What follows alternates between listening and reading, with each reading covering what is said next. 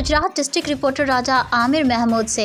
कुछ आबादी में नाले क्यों नहीं बनाए जा रहे? सड़क का काम तो शुरू हो गया, क्या महकमा हाईवे नाजायज़ तजावुज़ात ख़त्म कराएगी?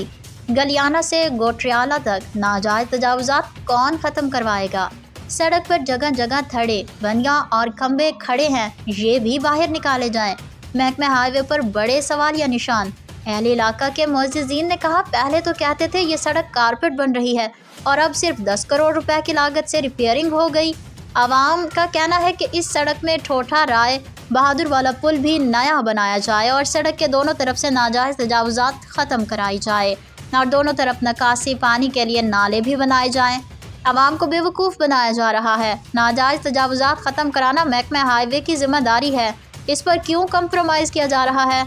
तमाम सड़क की दोनों तरफ तजावुज़ात ख़त्म कराई जाए। DC गुजरात फौरी नोटिस लें।